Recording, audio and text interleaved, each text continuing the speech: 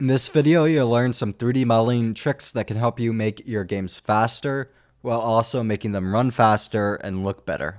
Trim sheets are basically like reusable texture atlases that optionally tile on one axis and can be used on multiple related assets.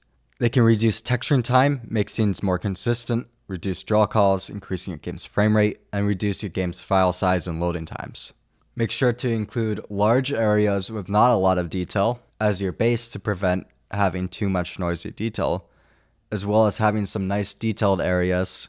Reusing the same layout on different texture sets can give you different looks similar to alternate palettes. Speaking of color palettes, color palette textures can be used for untextured styles such as low poly. You may want it to be for a specific asset or having a large one based around a color scheme, or maybe one that contains basically all colors. You can also have multiple swappable palettes, and it offers many of the same benefits of trim sheets. Make sure to keep your UVs tiny in Blender, otherwise there will be some blending issues on the edges of your colors. Beveled edges look really nice on models because in real life all hard edges are beveled. Now the problem is that normally to get one that looks nice you need a lot of polygons, while one that only has one doesn't look nice. But there's a trick that you can use to get one that has only one segment, looking pretty similar to the full high poly version. There's a few ways to do this. The manual way is to go into each of the faces, the big faces that aren't the beveled ones, pressing Alt-N to get your normal menu. Also under Mesh, Normals, and choosing Set from Faces. And then you'll have to make sure it's on Auto Smooth. Now it has the illusion of being a much better bevel. You can also do it by adding a weighted normal modifier, enabling auto smooth, and it should do the trick. Another way to do it automatically is to use hardened normals on your bevel modifier. With a bulk export add-on such as Batex, link in the description, you can model all of your related assets in one Blender file and export them all out to separate files in one click. Another tip is to learn what export settings are recommended for whichever engine you use, such as which normals, and such as the apply transform, either on the batch export or on the regular export. Apply transform helps to fix problems such as rotation when you're exporting your model to Unity and certain other game engines. It's known to have problems with animations. Next, make sure to set up your units and grids right. So go to the scene properties, it looks like this little triangle with some circles, and choose your units. Most game engines use the metric system.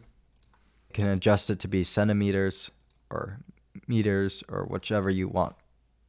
You can also set up your grid.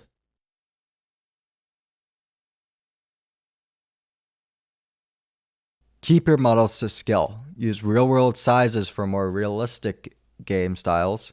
You can use dimensions on the end side panel,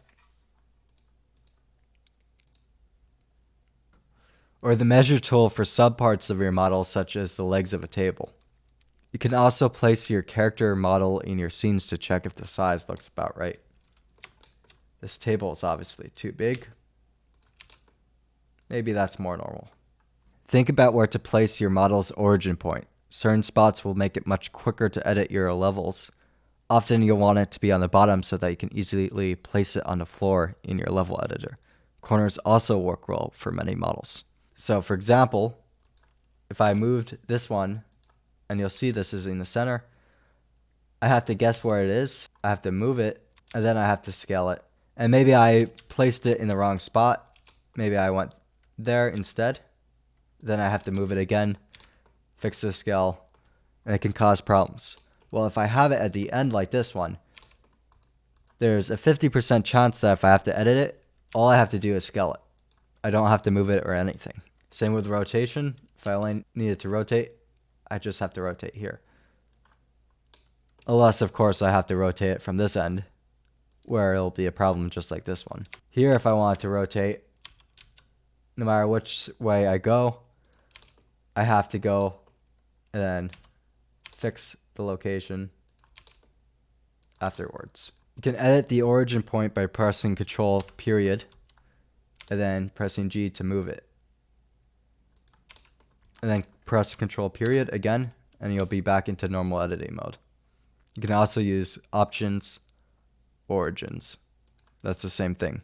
Some game engines use the origin point or 0 point of the scene rather than the object, such as Unreal. So you may need to go and select everything and hit Alt-G before exporting to make them all in the center. Many export add-ons also have an option such as center transform on Batex. Don't make your modular pieces too small, or if you want to make it out of smaller pieces, it can be a good idea to combine your pieces into several larger preset parts that you can use more quickly to build your levels. Don't build your game's brick walls out of a single brick.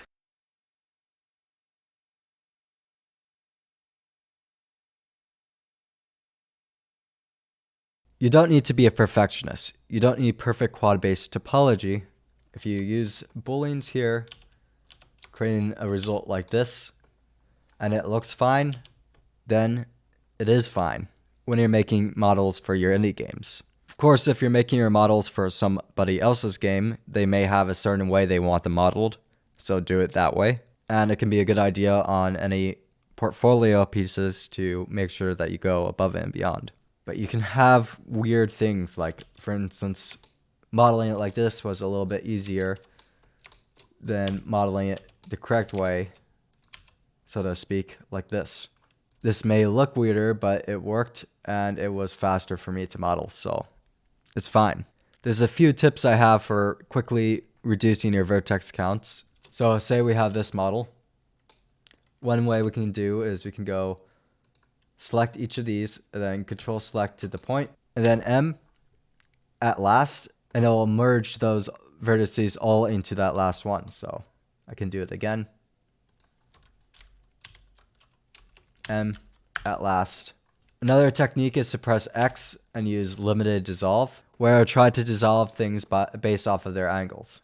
In this case, you may want to go ahead and add a triangulate afterwards.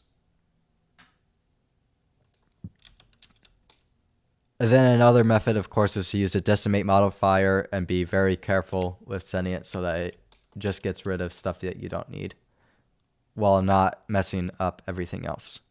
If you found this video helpful, please like, subscribe, and hit the notification bell to find more videos like this.